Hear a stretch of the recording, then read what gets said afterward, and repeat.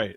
Hey, folks, welcome. I think we found the key to getting a lot of people in the door just to start with is to have dead air or just nothing going on for the first 10 minutes as we're trying to go here.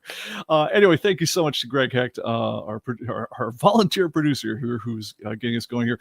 It has been a while since we've been managed to pull off one of these live streams, and since then, apparently so much stuff has happened to my desk that nothing like sound was working whatsoever until I rebooted and restarted every device and replugged and unplugged and whatever else. So hopefully you guys can all hear me okay. And yes, as Brian Price said, absolutely the best produced show on YouTube. That's the quality standard we aim for every single goddamn time, people. All right. Alrighty.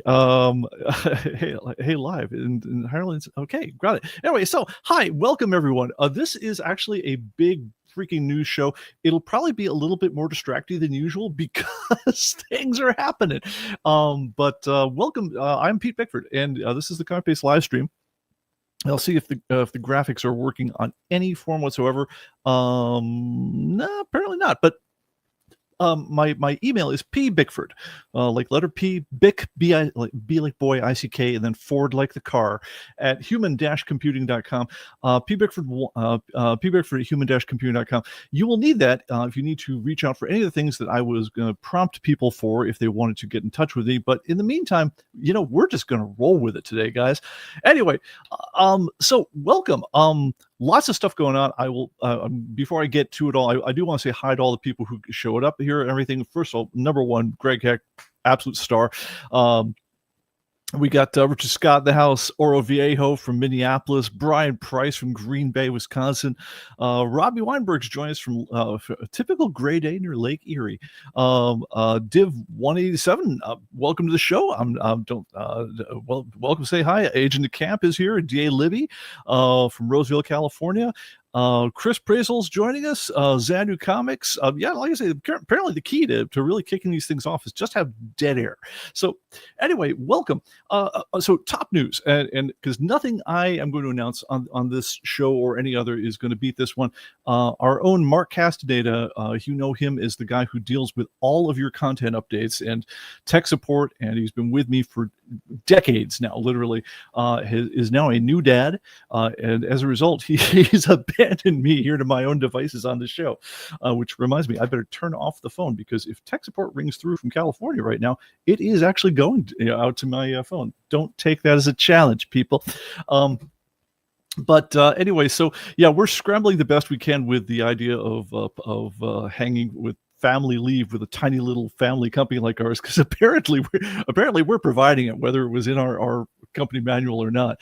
But I got a note from California EDD saying, yeah, a claim has been filed for Family Medical Leave Act in California, and apparently we looked up, he's got a couple months where the state will happily pay his at least big parts of his salary. Right now he's doing the most important job in the world, is that he's being a dad, and he'll be back when he's back.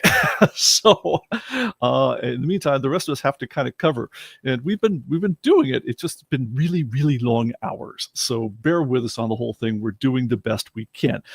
Anyway, so that's going on though, and when Mark gets back and as he feels like he wants to, then he can share all the baby pictures and stuff like that. And I expect a really damn good baby demo, if nothing else, after all this stuff. So that's a thing that's going on. All right, other things that have been going on in the world. Yours truly, and with a little bit of help, has been trying to handle the content updates for the last couple of weeks, and they've not been taking it easy on us at all. Last week there were 7,850 covers we pushed, tens of thousands of updates. Honestly, about 10,000 new submissions come in every 2 days to us from all you folks out there in the world. Thank you for everything you guys are doing. It on one hand, it's like I can't believe there is that much to discuss and update and add and tweak with the world of comic books. But on the other hand, man, they keep on cranking them out. And matter of fact, next week I believe that the distributors are going to drop their next catalogs, and so we'll have another couple thousand items to add in just for the next month, for things that are shipping 2-3 months from now. But that's all part of the great rhythm of life here at ComicBase. But we've been getting things out there, and one thing that's been actually a little bit weird is because usually this stuff hits over in California. So the way the team is set up is that I do the work out here in Franklin, Tennessee, right outside of Nashville, and everyone else works out in California. We used to have one big office where we all showed up in downtown Market Street in San Jose. But when I moved my family out 9 years ago, then we kind of split things up, and some of the folks are back there, and then I'm out here.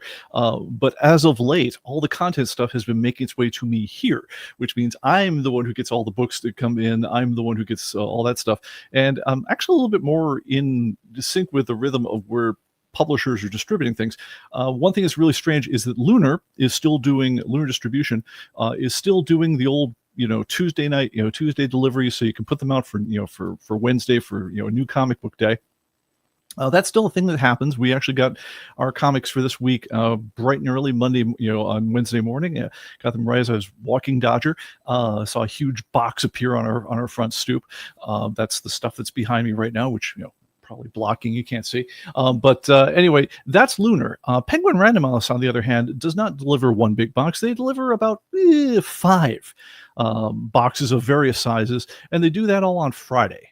I don't know why. I really don't. And but that's how it goes down, and it doesn't seem to be changing. And so I'm not sure if they're shipping me next week's stuff or this week's stuff late or whatever else. I don't really know. I will have to check in with the ordering folks to know when stuff was supposed to quote unquote street, because we're not actually a comic store. I don't know what the official line is on when we were supposed to put stuff out, because it really just gets indexed and added to the database.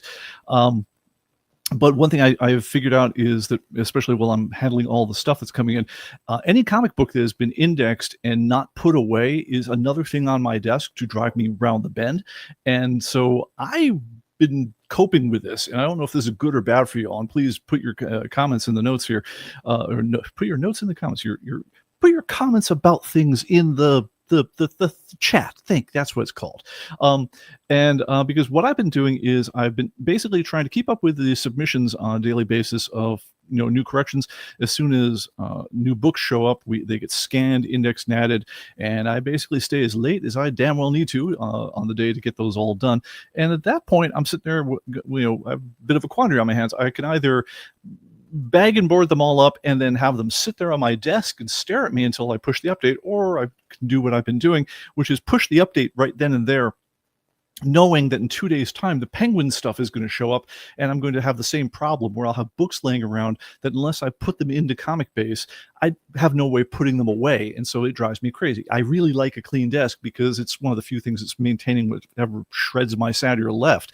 And so what I've been doing is I've been putting out updates twice a week, once on Wednesday, once on Friday. Is that a good thing or a bad thing for y'all?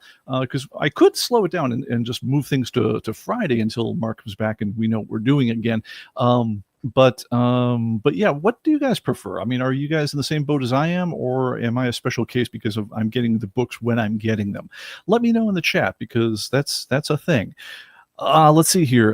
Steve Dazinger says, oh, okay, well, I guess we're comparing notes here. First of all, congrats to Mark. As Mark's family had a content update. I'm sure I've only seen one picture of the kid. He looks adorbs. But and we will talk about the mobile app in a little bit. Let's see here. Let's say woo to Mark from Chris Prasall. Let's see. Also known as paid family medical leave, is former EDD DB2 DBA is familiar with. Yes, I know.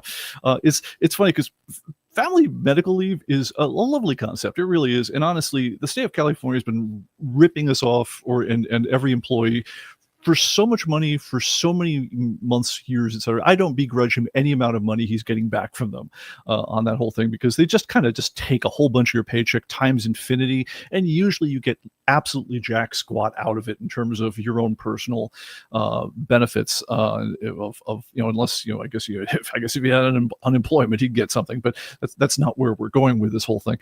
So yeah, no, if they want to decree that some of that money is going to paid medical leave, then great, as long as as it's not something that I have to pay him additional for on that one from my end a second time. The only problem, of course, is the reality of a small company is that, yeah, we don't hire people that we don't dearly miss when they're not here. So it is definitely one of those things where, like, yeah, we're definitely pulling extra hard to keep things rolling. But so far it's going on. Let's see. Steve Dazzler says, adding new comics to the database early shouldn't be a problem. Posting for sale in AA early is another matter. Yeah, I'm going to have to look in with our ordering person on that whole thing and get some kind of concept for what the street dates of these things are meant to be. I'm not really certain. And honestly, if a publisher, if the only problem that they have in their life is chasing down the one copy of some book that was sent to ComicBase, which got indexed and stuffed up online at Atomic Avenue early, if that is your only problem in life, wow, you have no problems. And the comic book industry is doing much better than we ever thought. So I'm not going to freak about that stuff too much. One thing the reason I was asking about the updates, though, is I don't want to burn you guys out with putting out too many updates, because I know that if you guys launch ComicBase and it says, oh, hey, there's a new content update, do you want to download it? I'm getting a fresh perspective from people with some very old computers this week. For some reason, this is Old Home Week for computers, and we'll be talking about that as well. You don't want to do more work as far as downloading things than you have to. I mean, on a modern computer, it's 2-3 minutes to download, the update, no big.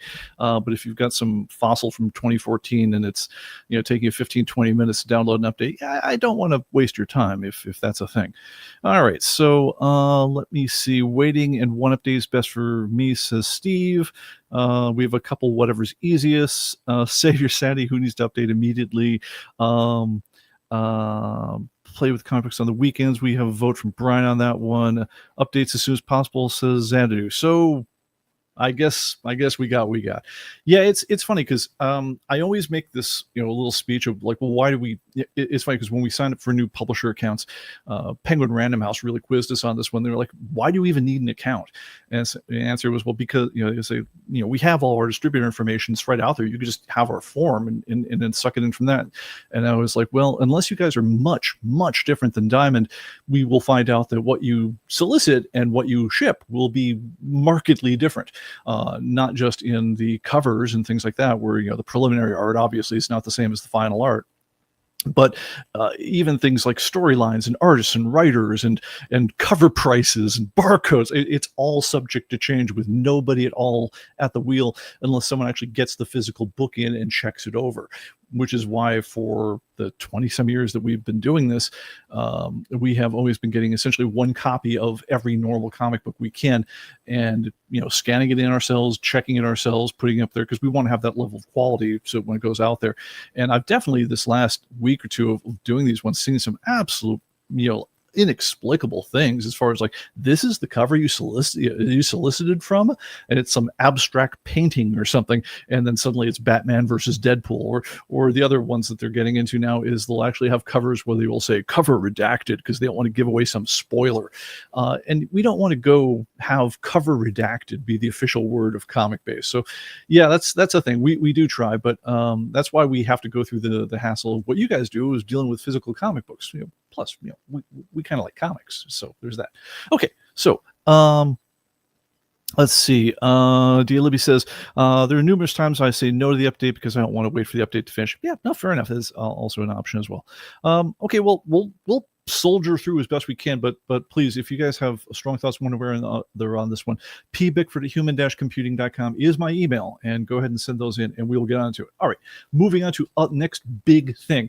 So first of all, while you guys are waiting for things, go out and grab ComicBase 26.0.4.23. I think it's 4.3. Let me check the number on that one right now. But just if you go to, and I'll show you how to do this from within the program and from out the program, then the build you're looking for is 26.0.4 2346. Why the hell do I care? You might ask yourself. Well, you will definitely care because there's some very cool stuff in that which we'll be talking about immediately. All right, so first of all, why do I have to update the darn program myself? The answer is because it's not, this build is, although it's a very cool update, is not at the moment a forced update, which is to say, Up. Now, hang on a second. I am going to have to get my graphics on because otherwise, you know what? I guess I will not be doing the little keyframe inline thing here because I don't have time to screw with it right now. Sorry about that. Anyway, so I'll just flip between myself and the PC screens instead of trying to split screen myself right now. But anyway, what we're doing here is we put out major updates, and we just put one out a month ago with the big Metropolis, ComicBase 26 build of things, and we didn't want to have people downloading new program versions every 2 minutes. So we've been putting in all sorts of cool stuff here, but we haven't been forcing you to put it, to download it yet. Although I'm going to tell you, it's a really good idea to download because there's so much neat stuff we've thrown in. So it's not a forced update. The way to get the updates that are not forced updates is if you come up here under Setup, go to Preferences, and let me switch on the magnifier here to make this just that little bit easier. I think I can make that happen. So if you come up under here, under Preferences, make sure you have Check for Interim Updates done. And also, not a bad idea for when it says to check for updates, set this to every time a database is opened. I think it defaults to once a day, but set to every time a database is opened. If you do this, then if you want to get the very latest and greatest of everything we're doing, then all you got to do is you say Internet, check for updates, and if there's a new program update, which if you haven't downloaded, build 26.0.4, then there absolutely is, and you will want to do that right now because, again, there's some really neat stuff there. All right, so let's assume that you've done that. I'm going to give you, if you haven't done that, another way to get the very latest version of ComicBase at any time in the world is if you just go at comicbase.com, go under My Account, under Registrations, you can click the green download link for your current version of ComicBase, and it will always download the latest version. And so you can always get it that way as well. But just turning on check for interim updates is the way, I'm going to say that's the easiest way overall. All right, while you're doing that, all right, a couple updates on some other things that are going on. Scanners. So I warned you last time we talked, which I guess was about 3-4 weeks ago now, that we were down to our last few wireless scanners. We are now completely sold out of wireless scanners. Sorry, no mas. That is it. We do have scanners, on the other hand, on order. So we have the wired scanners, so the ones that come with a stand that plug directly into a USB cord, and you can either pick them up right out of the stand and just scan it, with your hand like that, or leave them in the stand and wave the comic book under it, and it will scan it that way. We do have those still in stock. Those are, I think, $99 each, I believe, is the price on those, and we do still have some of those. But the wireless ones, which I gotta admit is the one that's on my desk right now, I prefer that because I'm always, knocking things over and so forth, and it's one less cord to trip up on. Those ones, we do have some more on order. They are currently leaving port in Hong Kong, is where I understand their current status of things. And I will admit, I do not know what the price on those will be when we finally get them, because you guys have probably heard that there's some things with tariffs and the situation shifts all the time. But then the other thing that's complicating that situation in kind of an interesting way, I'm going to move my camera around a little bit here. Okay, trying to center myself up in the frame just a little bit. The other thing that's complicating the situation, but in kind of a fun way, is the new scanners that we're putting in are exactly the same as the old ComicBase, wireless scanners, except that they have one additional capability, which is they can be connected to your device via either that little dongle, that little wireless dongle. You plug into a Bluetooth port, and it works over 2.4 gigahertz wireless signals. That's the usual way. But this, the new batch will do that, and they also will connect over Bluetooth. So if you have a Bluetooth laptop or tablet or things like that, it is going to be possible with the new scanners, after we get done testing them and writing up configuration sheets and doing all that kind of homework. But at least in theory, we'll be able to offer you a different way of connecting up the new scanners. The nice thing about this one is it doesn't add a ton to the cost of, or at least our cost of the scanner. It doesn't go up by a ton. It would be neat if there was a way to make these things so that if, as people write us every couple of weeks, I was like, oh, I've lost the dongle. Do you have spares? And the answer is we have a very, very limited number of spares. But yeah, it's one less thing to worry about. And so I'm kind of excited by that. But I'm also kind of excited with the idea of using this on either a Bluetooth laptop or a Bluetooth tablet-based computer and seeing what that feels like. So we'll be getting them in hopefully in the next week or so. And as soon as we got them ready for sale, we will let you know, and we'll have pricing at that point. But at the moment, if you need a barcode scanner, I'm going to say the wired is the way to go. Good news is we have not bumped the prices on those at all. We're not planning on bumping them until we need to reorder, but we still have enough stock to get us going for the moment. All right, that is the scanner situations. Other things is kind of interesting. Infrastructure, it's actually coming up on a couple months ago. We switched our servers over to, we basically changed up the server architecture. I don't know what you call it, the infrastructure of them, that we're serving them out of what they call either a web farm or a web garden, depending on how arrogant you're feeling about the processor situation. But basically, we have multiple processes now serving the websites. Why do you even care? Because it used to be possible for malefactors to hit our sites with sufficient energy. If you were going to ask for 60 queries a second, before our firewall could shut you down, if you could hit this with that enough times, you could every once in a while, and this would happen because our site gets hammered by everyone from all around the world all the time. It was possible to cause it to become unresponsive, and it would take a while for it to kind of ungunk itself, and then we'd have what people had with the Cloudflare situation on Monday, and that was no fun whatsoever. We've done some stuff on the back end to make it so that not only are the servers much faster, but they're also arranged in a kind of a fault, failover, fault tolerant mode right now, so that there's a lot. You'd have to throw a lot more firepower our way to overwhelm them. And so far, they're doing a great job. We have not had a situation that's taken us out of contention that we didn't intentionally have down for servicing in a couple of months now. So, that's been I'll admit this has been an issue that's been driving me crazy for years now, especially with the increasing prevalence of people on the web who are out to do no good. And it's been a real cat and mouse job for us on the firewall team and the infrastructure team for a number of years now. But so far, it's going pretty good. So I am tempting fate with that. So I guess bring on the script kiddies and the web scrapers, and we'll see what happens. But so far it's going good. And then we need that because we're hitting a lot more mobile traffic, which we'll get to in a second. All right. And then the last thing I want to say in terms of updates on infrastructure is, if you have been trying to mail us or you expected mail from us and you have not been getting it, and you are on a Hotmail, MSN, or Outlook.com account, for the last couple of days, they have been having an absolute hissy fit. And we finally got some satisfaction. This seems to happen to us right around Black Friday, which is so convenient for our promotional schedule, because typically we have something really cool to announce right around Black Friday. Like we had something really cool to announce about a month ago with ComicBase Metropolis, ComicBase 2026.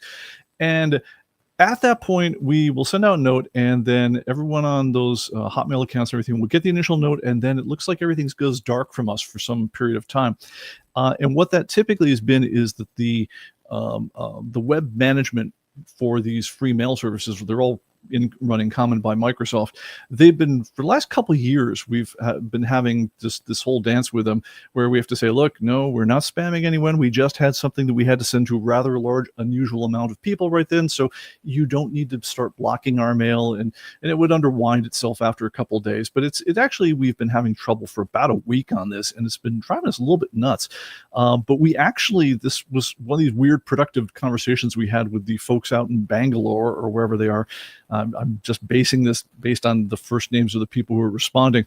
Originally, they're like, no, there is no problem with your email. Your email is going through just fine. And I'm sending them, pictures of emails of people that the email clearly did not go through just fine. And they're like, oh, no, your email is blocked. And it's because you're a terrible, terrible person. And we're not going to do anything to unblock you because you're probably just you're probably just a horrible spammer. And if you want to be unblocked, have you considered signing up for this $15,000 a month service that we happen to be associated with to let people know that you're a good person? I'm thinking, yeah, it's not high on my list of paying $15,000 a month to just make sure that Outlook can deliver our mail. So I wrote them back and I said, look, guys, it's like this. And I literally wrote, like, guys, it's like this. We send this kind of normalish volume of mail every day, with people buying things, people having transactions on Atomic Avenue, people do the normal back and forth, your wish list alerts, all the normal things you see on the system. We do all the anti-spammy things. People have to opt into lists. We don't send them anything they didn't ask for. etc. So why is it every time we have to go and send it out to our entire customer base, which is a rather larger mailing than most, how come you immediately, we have to have this dance for the last couple of years? And they're like, oh, is that what's going on? Oh, well, okay, yeah, I guess we can unblock you. And maybe the answer is that we need to send more mail volume through them.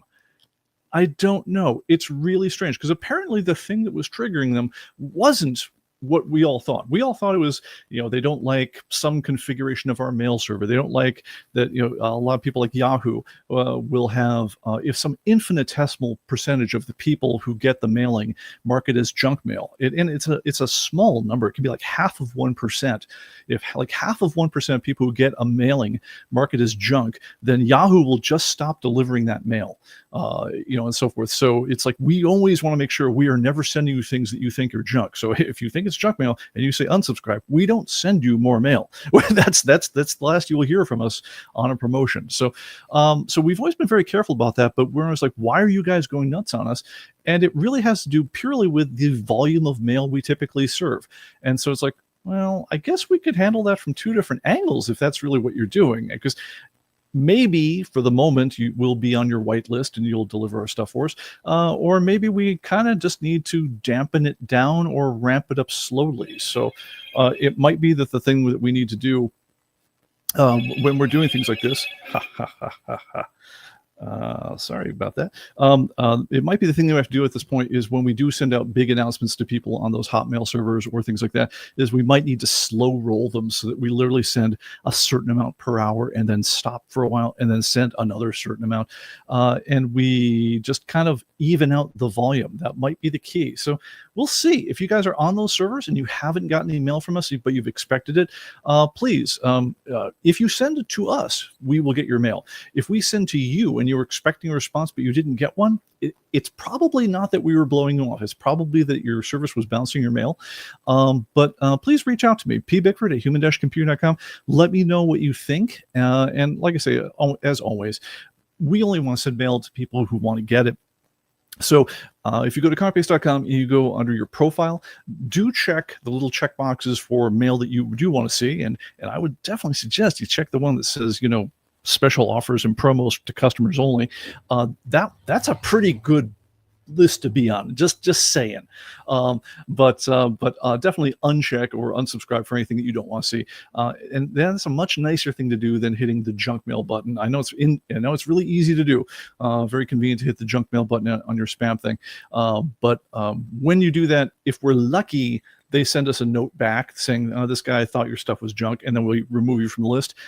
A lot of times we're not lucky. They don't send it back to us, and it just kind of jams up the thing. So that's the thing. If you guys care, that's a thing, and we'll take it off there. All right, enough infrastructure type stuff. Let me show you some cool things. All right, that's what you guys came for. Let's do it. All right. So, okay, so are there any other comments? I think we're good on the comments. Let's talk about it. So what have we been doing the last month or so that you guys we have not talked about? Now, we've talked about a few things. So for instance, we talked about Smart Fill, and we showed that off the last time we were doing it, which I absolutely freaking adore, which is the whole idea. And let me make sure it's turned on this one. So if you go under Setup, go to Preferences, and okay, yeah, great. Make sure you click this Use Smart Fill in Grid. And also, if you do that along with standardized creator names, big help on that one, because then it makes it really easy to kind of, well, do the things I'm about to show you. All right. So what Smart Fill does is when you're filling out a list of things that have a lot of variants, which I don't know, is like kind of like every single title in the world now. Let's find a modern series. Oh, okay. Okay. I'm just going to go and I'm going to wipe out some data just so I can fill it back in again, just to show off the demo. All right. So let's go ahead and nuke all this stuff here. All right. So let's say I was filling out Defender's 4th series over here, and it's okay. So the writer on number 1 was Matt Fraction. All right. If I just double click on this guy, or if I just work in the cell whatsoever, Smart Fill figures out that, well, this is the same issue really under a million different covers. So if Matt Fraction was the writer on that one, well, Matt Fraction, I can fill that in. If it was blank before, I could fill that in for all the other issues of the series. Same thing goes for the artist over here, Terry Dodson. the colorist, and so forth. Now we get to cover artists, and it does not fill in Neil Adams for every single variant cover, because guess what variant covers tend to be? They tend to be by different cover by different artists, but it will fill in things like if I were to fill in one cover date, it would fill in all the same issues of the same issue type. It would automatically fill that one in if the items had a title like this. Like graphic novels oftentimes will be titled something wildly different than book 2. It'll be like Against the Grain or something. If I fill it in on one, it fills it in on everything else, and it makes it so it's just really, really, really easy to fill in all these other variants as you go down. It'll fill in the editors, the inkers, the letterers, and so forth, and it just makes the stuff lightning fast. Especially when you put this together with just the smart copy and paste, where I can highlight one of these things over here, highlight any number of other rows here, and just say paste, and immediately blasts in all this stuff. And by the way, it also indexed it as it went, so it makes doing these kind of creator edits super, super fast. I gotta say, it's made it so it's so much fun actually watching it fill in all these fields kind of like for free for me as I go. I'm kind of hating the indexing a lot less than I once did. So that's a thing that we've added in just recently. Another thing we added in, and we did this in, I believe, 26.0.3.1 or something like that, but we did a couple 3 weeks ago, is you guys might have noticed that when you're adding in a title, let's make a new one here. So I'm just going to go ahead and make a new comic book, and let's call it The Artist's Best. Okay, and Artist's Best Comics. Sure, we'll call it that. All right. So when I go and I add in a new title, we've made it so that certain of these fields, it will automatically do the curving of the quotes, or change ellipses to double dashes to be M hyphens, or 3 dots. It'll turn it into ellipses and so forth. But we actually built that right into the fields themselves, and we did this as a start, as a test in like the title fields in particular, because that's one where if you are one of the, like we are, if you're one of the people who's just completely mental about getting the right punctuation, the right scripting on these things, if you don't like using foot and inch marks, you like using proper curved quotes, it makes you quite crazy trying to get this stuff right in Windows, because Windows doesn't handle the stuff properly, and you wind up having to go to the character map control panel and copy and paste, or memorize strange alt 0187 codes in order to get a curved ellipse, or ellipsis or something like that. Absolutely crazy making. So what we did is we just built the intelligence right into the field itself, and so we've done this in a couple different places. Tell us what you think about it. Sometimes it's hard to see. You have to be almost like a type Nazi to see it some of the time. But hopefully you'll appreciate it. It's less hunting and pasting for these sorts of things. Now, a couple notes on this. People ask, what about accent marks? So if I'm talking about El Condon Asesino or something like that, or like where it's going to have a cedilla over the N or something, or El Nino or something. If you type N, we don't know that that's meant to be N with a cedilla after. We're not psychic. For something like that, we are, I would refer you to, there's a power toy that Microsoft makes so that you can hold down like space while typing the first character, like the E, and then it'll show you like a little menu of all the possible E's with accents over them that all the different character sets on your computer know how to make. That's definitely worth looking at. I'll try to go and put a link to that power toy. It's called Windows Power Toys. I'll try to put a link to that in the show notes on this one. That's the way to handle accented characters, is probably the best we can do. But for just typographical characters, the M dashes, the N dashes, the curved quotes, things like that, there we can tell what you were thinking pretty much all the time. So if you type, N apostrophe T, we know that apostrophe should have been an apostrophe and not a foot mark. So curved quote, not straight quote. And so we can get that out of context. Now, if for some reason you're like, no, damn it, the name of this comic was really 8 foot 9 inches or something like that. And so I actually did want foot marks, curved, straight quotes and straight, apostrophes.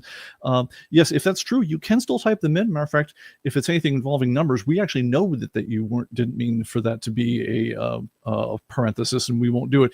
But any single letter change you make to it will override the smart quoting on those things. So that's just kind of a neat thing. It's like, I think kind of a common theme to everything that's been happening last month is it's either something that I really wanted to get in Metropolis, which we just didn't have the time for before ship, or something that when Mark suddenly calls up and says, "Hi, we're going to the hospital. Jane's about to have a baby," that anything that suddenly becomes a real problem in my life that I'm thinking, how could I possibly make this easier? That gets a lot of attention. And so that's what has been getting a lot of attention since we've been here this last week. All right. So that's smart quoting and things like that. We have it in several fields. Let us know where you like to see it, where you would, not like to see it and so forth. We don't have it in the grid itself right now. That's actually a little tricky to do.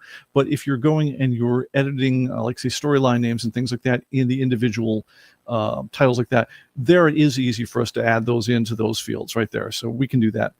All right. Speaking of other things, when we go and we get corrections, so I mentioned that we get a couple thousand of these a day minimum. Monday mornings I'll often wake up and there'll be 12,000 corrections to go through by before lunchtime. That's a lot, and again, we very, very interested in making this as fast as possible. One of the things that is the slowest correction of them all for me to do is when someone goes and say, "Yeah, no, that cover, that's not by this guy, it's really by this other guy," which if that happens, honestly, we try to put those off to the end because you want to have a really clear head when you look at those before you change any kind of cover reference and things like that. And honestly, it's a bit of a detective work. You often sometimes have to, Google online or go to artist portfolio sites or things like that if it's not particularly interesting, if it's not particularly clear. But my number one go-to on this is I would go and I would look at, I'd go find the graphic of the article of the item in question, and I'd say, all right, I see that there's a squiggle someplace on there, and that might be the artist's signature. Let's see if we can get out Photoshop and magnify that squiggle enough to be able to figure out which of the two possibilities, the old guy and the new guy, that squiggle accompanies. As you can imagine, it's time consuming. It kind of gets on your nerves. So we put a little muscle into that this last week, and we added a new feature we've told nobody about it unless you're on the internal boards on ComicBase, and it goes a little something like this. Let's say I want to say, okay, so we're looking up here at Defenders, 4th series, and you guys might know this trick that if I want to make, the area bigger or smaller, I could make that graphic a little bigger. I could just drag that down, and now I could see that this cover's by that guy, whoever that guy is. I can't read that. It, according to us, it says Terry Dodson is who that is, but for all I know, that's Art Adams or something like that. It's not immediately obvious from the art style. And some people, if it's Dave Keown or Jay Lee or Matt Fraction, I can usually tell just by the art itself. But Terry Dodson is not so distinctive that I can see it from 1,000 yards.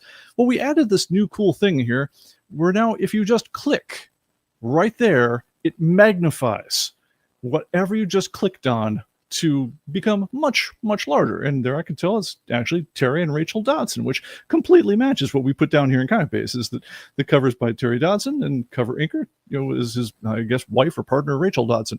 Now, clicking from most places will get you the magnification. You also can use the mouse wheel and zoom the level up and down. You can click on it and drag it around if you want to focus in on certain parts of things. I've wound up using this a lot when it comes time to figure out, okay, we said that, the barcode on this was blah, blah, blah, blah, blah. The correction says that was 00121, and I have to figure out from looking at it, well, what was the truth? And if I'm looking at it and it's this big, I can, my eyes are pretty good. I can kind of make out that that's a 1. But looking at it this way, where I can just zoom in on the thing, that's a hell of a lot more convenient. Anyway, so you can do this from pretty much anywhere in the program where it makes sense to be looking at a cover. So you can do it right from the main view here. Just all you got to do is click, use the mouse wheel, click and drag, move around, and you can do that. And if you click a second time, it'll unshrink it. If you have the window open full, so if I'm looking at this thing full size, and here it's actually not bad. I've got a big monitor, so I can see this is Terry Dodson right now. But here, if I control click, I can zoom in as much as I want. I have to say control click because a straight click on this just dismisses the window. But yeah, you can do that from there. You can do it from the title browsers and so forth. And very importantly, you can do that that whole magnify thing from, if you guys have ever dragged a cover over onto ComicBase, and it says, hey, there's an existing cover already, and you have to get into the same problem that we have, where it's like, well, we say that that's the proper cover because it's this guy's art, and you say it's the proper cover because it's the other thing. Right in the middle of that dialogue, when you want to examine the details of what's good and what's bad, you can click on either image of that and see, oh, well, which is the true one, and it's really nice for looking at that stuff. And again, that's a feature that we rolled in a way that we can put that pretty much anywhere it makes sense to be able to zoom a picture up. I didn't put it in for the little tiny, half an inch tall one in the edit dialog window for a title. So this one right here, I have not yet added the zoom to, but if you want me to, I guess we could. But for all the other basic places, it's already in there already. So that's pretty cool. And so let me see here. Alt 0145 through Alt 0148. Yes, Oro Viejo has memorized the keycaps for all the important quotes. Brian Price says, yeah, cover image manipulation is way cool. Excellent. Yeah, we're glad, man. It was just one of these weird little features that, like, it wound up just solving a problem for us. And as soon as we put it out there, it turned out that we got a lot of feedback saying it's solving a problem for a lot of other people too. So anyway, that's kind of a neat thing. So we threw that out there. All right. So I'm a little bit bearing a lead on this. Well, I'm a lot bearing a lead on this one, but I'm going to do it anyway. You guys might have seen over the last, I don't know, several months, that I had a certain amount of frustration around these lovely things. This would be an iPhone Pro. Now, we've had a mobile app out for the iPhone Pro. We've had it out for quite some time. But when the iPhone Pro came out, it did horrible things to the barcode library that we used. We used a barcode library. It was like the most common barcoding library on the planet, called ZXing. It's for zebra crossing, because developers have no sense. Well, they have a sense of humor. It's just a unique sense of humor. And they thought, well, okay, barcodes look a bit like zebra stripes, right? So zebra crossing, got it? See, we recognize barcodes. Anyway, we were using the ZXing library like everyone else was, and then the iPhone Pro came out, and they added another bloody camera. And when they did that, adding the other bloody camera, they did a couple of things. One is that they went and they made it so that as soon as you're really close to something, we immediately switched to that macro camera, because we know that what you're really trying to do is take a really pretty picture of a flower or something like that. Well, the people who made zebra crossing did not know that you were going to be switching cameras on them, because they only have the concept that there's one camera on a phone that you'd ever want to be recognizing with. And as a result, they just, lock that down to main camera. And when you go to put your phone down next to the comic book, let me get one out to demo.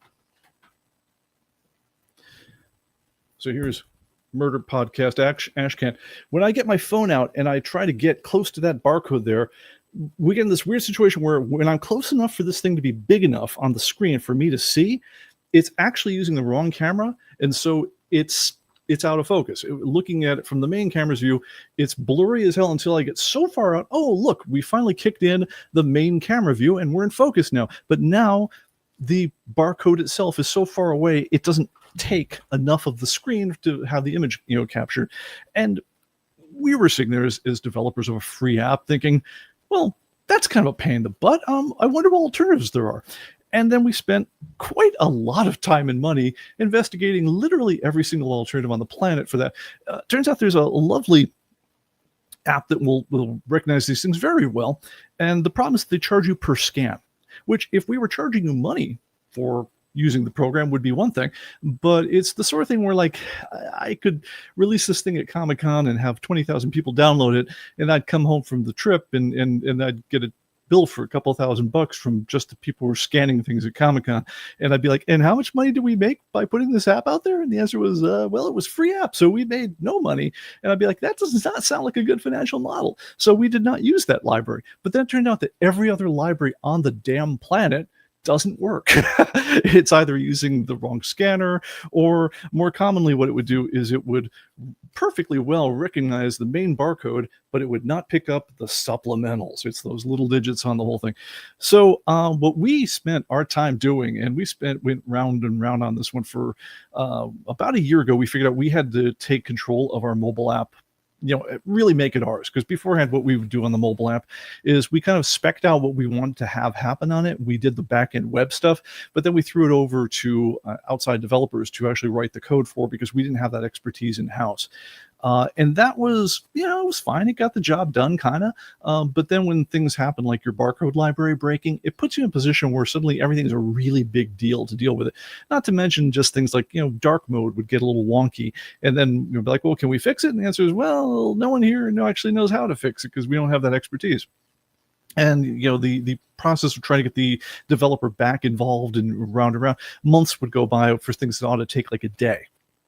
So we're not in love with that, and we figured out that we have to bring this back in-house. We need to really own it. We need to know what we're doing, and we have to fix that damn barcode thing. We went around with a total of 3 different developers from around the world who are all supposedly specialists in barcodes, and on the third one, we finally got code that works.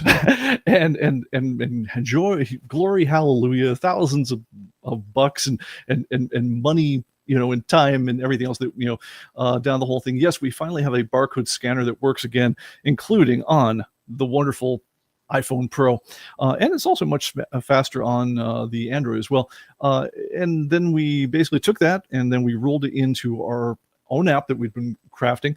And that app is now available finally in the app stores. So if you go to the app store for either Apple or Android mobile, instead of me waving the back of the camera around, I can now show you the front of the device.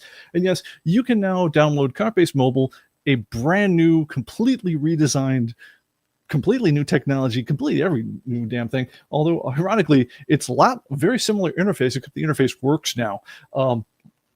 For looking up your books on the go, scan them, and so forth. It also does a number of other tricks, which I'm going to do a full show on this one later. Not today, but I'm just going to tease this one out. But say right now, go ahead and download this from the App Store.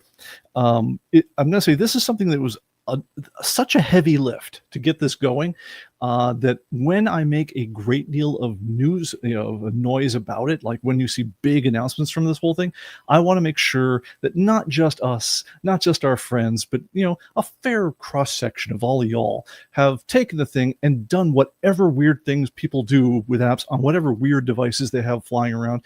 That no matter how long we test, we are never going to discover all the weirdness out there in the world. If you have weird things that have happened to you while using the app, please, pbickford@human-computing.com. Let me know. One thing that's very weird about doing mobile app development is it tends to fall into a black hole. In other words, people will download it and they will either say, yeah, I love it, work, 5 stars, or something was weird, I hate it, 1 star. And those are the only reviews that anyone ever gets. Anyway, before people go out there, I do have a special request I want to ask of people is, first of all, I have no problem at all with you giving me a 5-star review. but if anything weird ever happens to you, or just you're looking at it and saying, hey, I like it, but I wish it also did this, or I wish you did this a little differently, or whatever else, anything you would have to say about it, don't send it along to the great unknown world, which is App Store comments, things like that, because who knows when those get reviewed. pbickford@human-computing.com. Send the email straight to my desk. And if I can, and I can make things better for you, and it seems like a really good idea, whatever you're announcing, I can pull up the code and I can make a change happen. So that's why I want to handle this one. It's the same way we do ComicBase right now, is that we don't, as I say, we don't form snake committees. If someone says, hey, I see a snake, we don't say, well, let's convene the snake committee and come up with a course of action. No, you go out there with a shovel and you bop the snake on the head and you kill it. We feel the same way about things. If someone says, hey, this thing was weird in ComicBase, we just fix it. So if something happens with a mobile app that you're thinking like, okay, yeah, I dig that, or I don't dig that, pbickford@human-computing.com. Let me know. In the meantime, if you guys would go out and download it from the App Store, and please, have a look at it, try it out with your app, and see what you think. And if you want to give us a nice review, I would definitely appreciate it. It's still a free app, and I want to keep it a free app. But kind words never hurt. So other things that are going on, by the way, just to give you a little bit of a heads up on some of the things that are new, because again, the interface is deceptively similar to what it did before, except like I say, it now works. Couple of things that are different. We used to have long grifts or long discussions about how, oh yeah, if you're not seeing the right database and things like that, here's how you go to your profile on ComicBase.com and fix it. No. All that stuff just works now. You dial in the database you want to be working with if you have more than one. If there's a database you don't want to be working with, yes, it got through the App Store this time. You can actually just hit the little trash can icon next to things you don't want around anymore, whether they're old reports or old databases you no longer use. You can just get rid of them. This is actually a feature that was in the old app, and Apple made us take it out because the way we implemented it too evidently linked back to our website. And so in order to get through App Store review, Apple made us disable the feature, which then generated 10 million phone calls to tech support. So anyway, it's in there now and it works great, and Apple didn't have a problem with it this time. Other things about that are kind of cool. Dark mode is working properly, so no more black on black text if you're on Apple. There are no more web views. It used to be that when you went to and you looked up an item and you wanted to pull up its information, like say on Murder Podcast, it used to be it would go and it would look it up, and then it would show you essentially the web page on Atomic Avenue, a kind of a cut down version of it, where you could then edit your information about it. No more. That's all now actually built into native controls right on the app here. As a result, things don't clip, they don't overflow, they don't do things like that. You can make changes directly in your inventory. So if I have a copy of Murder Podcast, and I simply scan this guy in, and it says, oh, I've got 2 copies and they're in very fine condition. I say, well, no, I now have 3 copies. Or, no, I think they're in near mint condition. If I just make the change right then and there and hit save, it updates my inventory instantly. I immediately see that change both on the mobile app, just right away, and you'll see your values change and so forth to reflect whatever you did. If you were to look up that item, you'd see that it had now been updated. But the other thing that happens about that is the second you go and you sit down with ComicBase, it'll say, oh, hey, there's been some changes. Do you want to sync them up to your desktop database? And then it brings everything back into sync, beautifully again. It just does all that. But the main thing is you don't need to wait to get home to sync up with your main database anymore. It does it right away. Secondly, it doesn't, the old version of the app would only add things. So I could look up a comic I didn't have, and I could say, okay, I just bought this at the show, and I just bought 1 copy. It was in very fine condition, and it cost me $80, etc. And I could write whatever notes I want, and it would sync that up in my ComicBase when I got home. Now you can actually edit your collection in ComicBase. Now, to make this work beautifully, what you want to do is make sure from ComicBase that you have at least once in your life said save to cloud. So let me show you that right now. So you need to have Sidekick at least running on your machine, but at some point in your life, just once, say save to cloud. Because if you do that, what that will do is it will save a copy of your database and then upload that database to us so that we know what you've got. Until you do that, we actually don't know what you have because it's your business, not ours. I mean, the whole thing that we're doing here is we're trying to support your efforts as a collector. We're not trying to poach your data. So what we're doing here is we're just saying, okay, we will put a copy of your database. We'll load that up in a back end marked specifically as your stuff. And this is, Pete's ComicBase database ID, whatever else, it's tied to my account. And I'm the only one who gets to see this information. So, but it means I also can see this from when I'm on the road and I want to look up my own inventory. I can get to this from anywhere. So do make sure that you've saved your stuff to the cloud at least once. A really good idea if you have a decent machine. And where I'm going to qualify when I say a little bit is do this if you have, I'm going to say, a machine from the last 5 years that wasn't like the cheapest machine that the world sold. So if you paid more than $500 for it and it's less than 5 years old, or it's less than 5 years old, yes, this is a really good idea, is have it go ahead in your preferences to not only automatically back up your database when you close the program. Click this option to compress your backup files to save space, and also click the option to automatically save to cloud. If you do this, what'll happen is every time you exit ComicBase, it'll go ahead and I'll just show it right now. It's going to go, sorry, it's very hard to move the mouse on that monitor right now. So it goes and it takes 2 seconds and saved a copy of my database, right? Okay, well, the thing you're not seeing right now is it also kicked off a process for Sidekick right now to say, oh, hey, This guy's saving a copy of his database. And if you look down here at Sidekick, we can show it right now. Sidekick just got busy. What's Sidekick doing? He's busy optimizing this database, compressing it, and saving it up to the cloud. Now, it's going to do that in the background. I can just keep on, doing my life right now. I don't need to worry about what Sidekick's doing.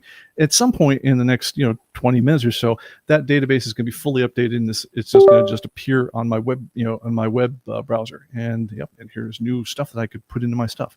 Let me go ahead and get back to my main camera though. But anyway, so at that point, then my mobile app is not only backed up for safety in the cloud, but it also tells the online databases what my inventory is, and syncs everything up beautifully. So make sure you've done that, because if you do that, then you're in a position to edit your stuff live in the cloud, and it works really great. Another thing about that, and you guys might have figured this out ahead of time, is if I were to go, and let's say I don't even have ComicBase, I'm a brand new collector, and I just go to the App Store and I say, oh, look, ComicBase Mobile. It's a free app for managing your comic book collection.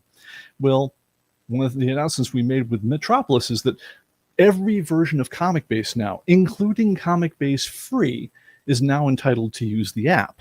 Now, we had to put a huge asterisk on this until this last week, because it was like, new app coming soon. Well, the app is now come. So it has arrived, as they say. And so now anyone, whether they have ComicBase or not, can go, just say you have a buddy who just says, hey, I want to be able to track my comic books and everything like that. Great. Go to ComicBase, go to the App Store, whatever it is, Apple or Android, download ComicBase Mobile, and you can start putting your books in. And then one day, should you feel like it, and you don't have to, because there are people who live their entire lives on the phone and never actually sit down with a desktop. Should you feel like it, if you were to install ComicBase, even ComicBase Free, the very first thing that would happen when you launch it is it says, oh yeah, hey, by the way, I noticed there's a database you started up in the cloud. Did you want to work with that one? And if you do, it sucks down all the information you've been using on the web app until then, and then syncs it all up. And suddenly you're doing what all of us with the desktop app have been doing all these years, is you've got your database synced wherever you go. Very, very cool stuff. Right now, because like I say, we've always had ComicBase Mobile as a kind of an adjunct. It's like a way of taking your stuff on the road. It's like the really lightweight version of looking up your cloud stuff. Expect that to build out in the years to come, because now there's this weird new capability where your data can be anywhere you want, and it follows you, and you can start it anywhere you want. You didn't need to start it from the desktop anymore. So as a result, you'll probably see us have the ability to add more stuff directly from the cloud end. You don't want to, in general, you don't want to be doing heavy data entry from these. It's not a lot of fun. When you get to things like iPads and stuff like that, it's less awful. But from the phone, we want to keep it very straightforward, very simple. Typically, look up a comic book, put in the quantity, put in the condition, hit save, you're done. We're scan its barcode, change a couple things, you're done. But probably we'll have the ability to be adding more things as we go on. We want to keep it so, again, it's very effective. It's not too cumbersome, but you'll see more of that as we go on. And I think that is about all I want to say. Oh, I'm sorry. One huge thing that's really kind of neat. I saw when I was at Comic-Con one year, some guys who were showing their collections off to each other. And I thought, well, that's kind of neat. And the way that they do it is, they pull up their photo gallery and say, well, check this out. And they were zipping through their photos of all their collections. Well, I thought, well, wouldn't it be cool if you had a nice way to do that in the app? So if you see down here at the middle where it says, this is the summary of my collection, I don't know if you can see, you can see it very well, but there's these icons down there. It says I've got 241 books, 57,000 comic books, 775 magazines. If I tap on, say, just the books, then what it's going to show me is just my books. These aren't just all the books in the database. These are just mine. And if I flip through those things, now I'm just browsing my collection. I'm not browsing all the stuff. I'm browsing my stuff. Kind of neat. Have a look at that one. It's kind of a neat way to look at your stuff. And again, it makes it very easy to find just the things you've got. Obviously, all the searching will search for just your things in stock that way as well. All right, so that's all I want to say about the mobile app for now. Let me go to the comments, see what people have got. So first of all, by the way, PSAs for things. Okay. So Greg Hex asks, in the past, you made a point of telling us that the handheld scanners do a better job of scanning UPCs than mobile phones. Is that still the case? Yes. So, I mean, the new mobile scanner is infinitely better than the old one. And this thing still kicks its ass. I mean, it's just a matter of with a real barcode scanner, I can literally take this thing, get it somewhere in the vicinity of the book, pull the trigger, and if that laser's anywhere near it, it goes boop, and in a quarter of a second, I've got the barcode, and it's 100%. It's beautiful. A phone is just the mechanics of holding a phone are, I mean, again, much better now. It's you put the thing up there, hold still for a second, stop your arm for shaking for about a second, and yeah, it's going to get the scan 9 times out of 10. But while it's way less painful than it was, this thing right here still buries it as far as just day-to-day reliability. It's kind of like the difference. Think about the difference between like having a real keyboard to type on and having your phone's keyboard. I mean, your phone's keyboard does work. You can type on it. But man, if I had a lot of typing to do, no way do you want to do that on a little keyboard like that. Same thing goes for a phone barcode scanner. Look, onesie-twosie stuff works great now. But as far as like hey, I just want to be managing my collection day in, day out, I don't want to think about it too much. Yeah, no, this is absolutely the way to go. All right, PSAs for today. Do not forget to hit the like and subscribe, please. We do this for the likes and subscribes, guys. And it's, as you might tell, it's sometimes a little bit of a production getting the whole thing going. But yeah, if you hit the like and subscribe, it just kind of tells us that people are watching, we're enjoying what you do, and we love that sort of thing. ComicBase message boards are at forums.comicbase.com. A lot of good stuff there. A lot of great folks out there, especially folks who can answer your questions at 2 a.m. while Pete's actually getting some sleep, having indexed all the comic books of the universe this week because somebody's off on family medical leave. Hi, Mark. How you doing? Anyway, we also have a dedicated thread on ComicBase message boards where you can request live stream topics and demos, and also the torrent for Andre's world famous comic book cover catalog is available. So if you ever want to know what what was it, about 1.1 million comic covers, something like that, what those all look arranged and printed out, you can find that out. And don't forget to check out Atomic Avenue, the ComicBase powered venue for buying and selling comics, magazines, books, etc. And also, I guess number 6, don't forget to hit up that app store. Whether you use Android or iOS, download the latest ComicBase mobile app. Make sure it says 26.0.2. And yeah, and like I said, please, if you're feeling generous whatsoever, leave us a nice review. We very much would appreciate that. Let's see. So my iPhone program's updated, but doesn't have what I had uploaded last week, so I have to save fresh now. Make sure that you're looking at the right database. So remember, your database, your phone app over here can view multiple databases, so make sure you've dialed into the right database if you have more than one, and you do that just by tapping the drop down right at the top. But also, if you haven't updated your stuff from a while ago or whatever else, make sure you save to the cloud. You can do that with Sidekick or just from in ComicBase, hey, save to cloud. All right, let's see. It has the comics I added from a couple days ago. This is awesome. Excellent. How many covers are there in the current ComicBase and when we launch ComicBase? Oh, you're talking about the startup images. That is a sliding scale question. So let me flip over to the demo machine over here. So, all right, you guys might. Let me get my mouse over there. Okay, so, all right, so you guys might know that main startup image there with the robot sitting in the chair. Again, so ComicBase 2026, aka Metropolis Records. There's a bit of a theme going on here. If you guys know the old Fritz Lang movie, that's where it all comes down from. And there's even a joke from that in the Bill Robinson cover with the cartoon of the robots at the Ren Fair. There's like, come see the Iron Maiden, and it's Eve from Metropolis. I think she's also called Maria in the movie. But anyway, so those are the main covers. There's 2 main covers. There's the Bill Robinson cover and the Synthetica cover of Eve 2. And then there's a number of variant covers. So when you launch, we had some fun with this last year, where we were the theme last year was magic. And so the comic book, program, the code name was Magic Castle. And we thought, well, hey, what if we had different covers that would appear under different circumstances? And we took it from there. We kind of extended on that whole theme And we thought, okay, well, we'll have our own variant covers. It's just you don't need to pay extra for any of it. It's just for fun. So there's two main ones. That's the Eve 2 cover and by Synthetica, and the Bill Robinson Robot Ren Fair cover. And then there's a variety of other ones. Now, some of them get credit to just the art department. That's me and Mark Castaneda. And it's just us playing around and doing cool things. So if you see like the Empire Theater or a robot woman looking out over a cityscape or things like that, that's those. And then there's some very rare ones. There's some ones that basically there's like a 1 in 52 chance that you'll see some of these ones. And so keep your eyes peeled.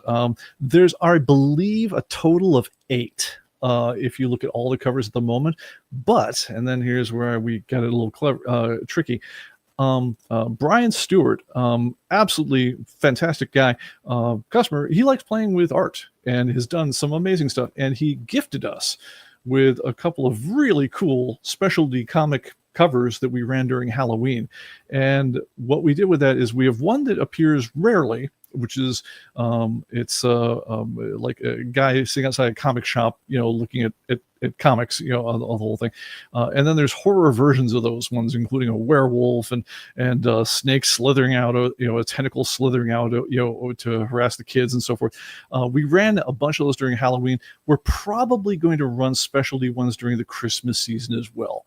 And those are ones where if you want to see them, you basically have to kind of wait for that time of year, because the odds of seeing it go from 0 to either rare or very common depending on what month it is. So it's all for fun. There are even some sound effects to accompany some of them. But we did last year, we did some Christmas versions of The Magician and some of the other ones. We'll probably do something like that again, just because it was a good time.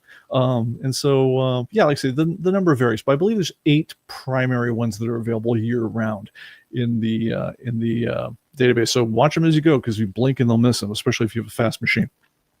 All right. Let's see here. ComicBase, if I and I am as a question, if I had an item in stock that isn't in the master database, it wouldn't show up in the mobile app. Yes, that is still true. So basically, what the mobile app is showing is a copy of your inventory cross-linked against things that we know about. So if you have something you call like, Pete's Funnest Comic Book, at number 1, it's a special issue. If I've never submitted that to ComicBase, so ComicBase never had a chance to know that comic book exists, it'll still be in my database, but I'm unable to post it anywhere, because when we try to put it up to comicbase.com, we try to match it up with something so it can show a picture, all the basic things, and there's nothing for us to link against because it's not in the database. So that's still a limit, probably going to be a limit for a while. There's some pretty good reasons for why that is. But one way around that is if you just take that Pete's Funnest Comic Book, right-click on it and say submit new or corrected data, then you send it over to us. And so we can add it to the master database. We index it. Sometimes we'll say things like, well, that's actually, its real title's already in there. It's called something else, and we'll send you a note typically. But, if it's something new, especially if it's like one of these weirdo covers or things like that, there's only 1 in 500 ever printed, and we're never going to see it otherwise. It's a terrific thing to do, because not only do you get it added so you can use it in different places, but we get the information so that we can actually then throw that out and find out pricing and find out trends on things, and so that all becomes part of the collective knowledge, and it helps everybody. So if you have something like that, right click, submit new or corrected information, and then it benefits everybody. In the meantime, though, yeah, that stuff, unless you submit it, it's private to you, and you won't be able to see it except on your local database. But yeah, that's still a limit. Other questions? Okay. Brian says, next thing I want is to be able to get a list on my phone based on any of the custom fields. Please, please, please. Give us more information about that. I believe you're on the internal Slack. If so, there's a ComicBase mobile forum. Flesh that out for us a little bit. One of the first things that we're going to be doing is like when we were shipping the mobile one, and you guys might have understood by now, this was a big lift for us. We've been, especially on the iOS version, we've been pounding on this thing for a year, basically, to get this week to happen, with all the hurdles we had to jump over to, in the false starts and everything else. But anyway, I could not be happier than to get where we're at, except that the one that's out next week will be better than the one this week, and the one this week out the week after that will be better than the one from that. We had to start the process, and the process is now started. One of the features that we had to figure out is this part of the minimum viable product, as they call it in business school. And I wanted it very much, but I thought, no, I'm not holding up the ship date for this. We're shipping it, and then we add it later. I wanted the ability to take my want list, because now, if your people are backing your stuff up to the cloud, now we know what's on your want list because you just told us what's on your want list. At which point, it'd be really great if I could then take your want list, display it immediately on your phone where you're going, and then allow you to click on any item on that want list, see the information of like, oh, well, there's 3 copies for sale on Atomic Avenue or whatever else, and get them filled in as rapidly as possible. I think that'd be a pretty dang slick feature, and I think I know how to get that implemented pretty quickly. That's probably going to be the next feature add to come onto the app.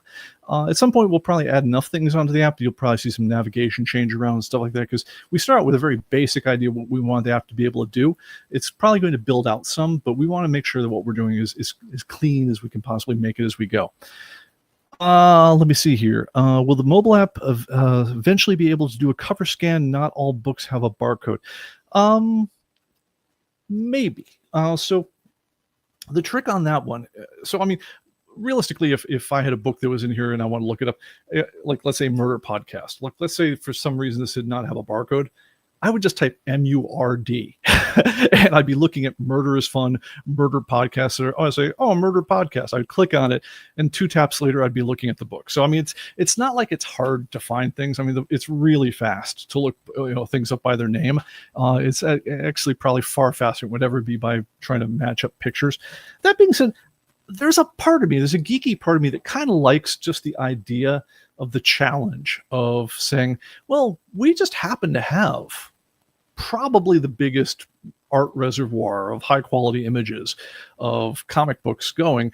What you can do is you can essentially compute Hamming patterns on these ones where you can figure out similarities between what people are doing and what they're scanning, and you can say, well, that thing you just took a picture of, it's probably this one over here. Now, you'd come back to you in several seconds. It wouldn't come back to you in 1 second. But that's a thing that probably could be implemented. There's a geeky part of me that says that'd be a fun project to do one week. That being said, if I'm just honest about it and just saying, well, what the actual usage of it is, it feels more gimmick than real for me in terms of would I do this every day to look up stuff? Because between the false positives of variants and colors and bad scans and things like that, and everything else, if I were just looking up books and I wanted to find them, I want to just be effective about it, I would barcode wins number 1, and then just type in the first couple of characters of the name followed by the issue number. That would get me there in a couple seconds every single time, and that'd probably be the way I'd go. But that's me. We'll see. All right. Are we able to choose a cover if we purchase a hard copy of ComicBase? Not at the moment, but we seriously have given thought to this. We might do this as a special at some point, but we definitely thought about the idea of a roll your own variant pack, where we just for artistic reasons, we all kind of took a vote in-house. We said, well, what cover is going to become our official trade dress for ComicBase 2026? And in the end, as much as we loved the other major cover, the Ren Fair robot one, as much as I love that one, we decided that the Eve 2 one was more in keeping with our branding. That being said, I love the idea of doing things like saying, well, for an extra $2 or something, we'll ship you all the covers and we'll just give you the slicks for all of them, and you can just put the one on that you like the best. The problem with that mostly is production, in terms of we'd have to have those laying around cut and trimmed and ready to go. And then the other thing is we'd have to somehow find a way to sell them to you. But with that said, we have ways. I do love the idea of a roll your own variant pack where we just give you 4 different slicks and you just pick the one you like the best and stick it on there, because it's I'll admit it's a little bit of a thumb in your eye of the comic companies that built too much of their business on variants. It's like there are companies I actually adore. I think you could turn up with a great product, you have quality writers, you have quality artists, but the idea that you're going to sell me the same $30 comic book 5 different times because they all have different covers and I don't get some kind of discount, that's crazy making to me. Where it's like I feel like, you know what? If the only thing that's different is the cover, I could just sell you the cover. So it's a thought. All right, let's see here. She's not called Eve anywhere in Metropolis. That's true. She's not referred by name at any time. I want to say, because I just watched the movie a second time, I want to say they call her Maria at some point, but I could be wrong. It's been a while. Maria or false Maria is more correct. False Maria. She's called like the Machine and Mensch, I believe, the Man Machine at one point, but. Anyway, at some point in the lore, somehow she's also sometimes called Eve. Let's see here. If you make a wanted report, it shows on the app. Yes, that's true. A wanted report does show on the app, but it wouldn't be cool if it was automatic and it was interactive. Because the idea that like I could literally be looking down my wanted list and just tap an item and immediately be able to look at it, evaluate the pricing, and if I just bought it then and there, just buy it. That'd be pretty freaking cool. So anyway, that's a thing. All right, sell the PDF, I'll buy. We'll figure it out. All right, well, guys, I am talked out. I badly need a beer, and thank you so much for hanging with us. We got a great crowd tonight, and I will be doing a full deal on the mobile phone coming up sometime shortly. It's hard to speak from the continuity of my time these days, as you can tell. But that being said, I'm really happy we've gotten so many things over the finish line. And the other thing I just want to say, I will say this during the Thanksgiving show for sure, but one thing has been really clear to me as I've been going through, especially like you might imagine, there have been times where it's been fairly tense trying to get through the different travails of getting all the stuff out the door and getting accepted through app stores and certificates that are going, you need to be reinstalled and software updates and all the craziness you could possibly imagine. I would not wish mobile app development on my worst enemy as a career. It's really painful. But that being said, once you've got it going, it is working. But I want to say, even in the darkest of these times, I am so aware that there's so many people that we have that have had our back. That you guys have come through for us in ways that no one has any right to expect. I mean, the fact that I can sit down on a Monday and have 14,000 things that you all have sent to us to make the program better in terms of new data and things that people have lovingly indexed and arguing about the squiggles of particular covers, to whether that TH there is for Tom Hardy or for Tuha Ali or something. I love the level of passion that everyone's bringing this whole thing, and it is so ridiculously unfair and wonderful that we have been the recipients of all the passion you guys have sent our way. So thank you so much for that whole thing. You are the people that make us want to do what we are doing here. So thank you again. I'm off to have a beer. I hope you guys are doing something similar as well. I will catch you all on the next one. Take care. Bye-bye.